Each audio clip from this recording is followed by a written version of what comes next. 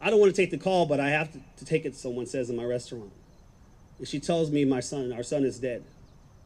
So for the next 2 years, my way of coping was to take pills, do any other type of drug I can to cope, chase women, go in and out of marriages, shamed, broken. But this is my only way to survive. My mother and father ended up having to do a hostile takeover of my restaurant.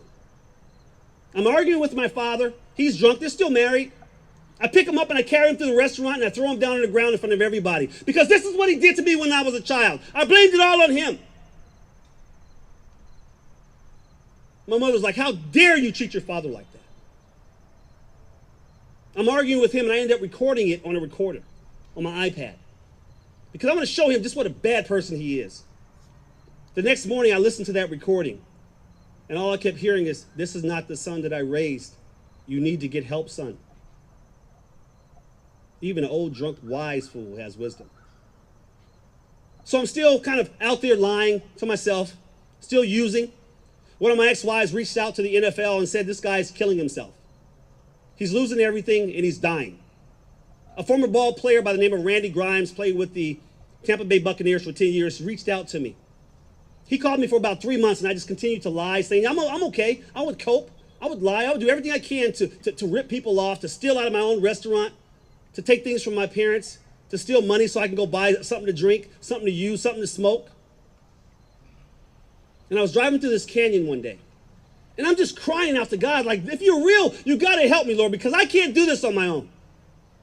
And I heard a voice tell me that I had to go get help, that I had to go get alone with him. And so I reached out to this guy, Randy, and I got on the airplane and I went out to Florida. And the NFL paid at this time for 28 days for me to get the help. And when I got there, guys, I thought I was going to be around some other former professional football players, maybe basketball players, baseball players, drinking virgin pina coladas and on the beach watching girls play volleyball. That wasn't it. They put me in this facility with 100 guys, and I said, what am I doing here with all these drug addicts and alcoholics and crackheads? So here I am again outside the fence, and I don't want to be involved with any of these people. And I hear that voice again. I said, really, God, this is where you want me?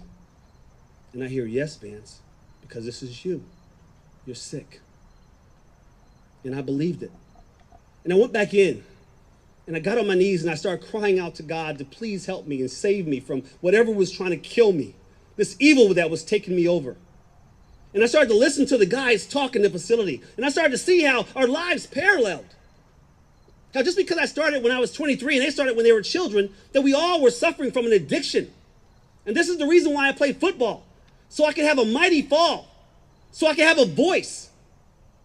So I can tell people, actually, there is hope. And so I can tell people about this God that we supposedly believe in. And how this country is being taken hostage. And it's about education. And after I got out of that facility, I went back to Denver. And the Broncos offered me a job. But first I was offered a job for $9 an hour and a bus pass from the facility I got help at to be a ball boy.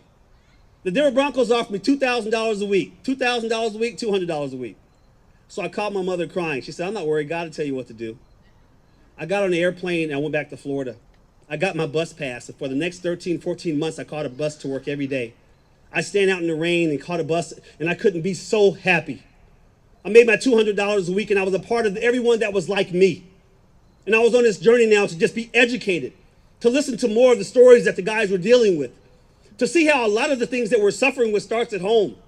But then I started seeing the family who also had the loved ones who were suffering, who were dying.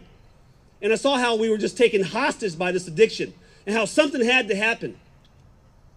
And as I just continued to walk every day and catch that bus to work and to get educated and to understand what this was all about and to know my journey in life, time came when it was time for me to start walking and going around the country to speak. This billionaire asked me, well, what do you want to do when you, in this sober life of yours? Because he said, I'm 27 years. I said, you know what? I could go back to Colorado because everyone knows me there, or I can go back home, New Jersey. So we chose New Jersey. And my wife and my two children, my wife who's never seen me in my addiction, thank God, took a chance on this drug addict, crackhead, alcoholic.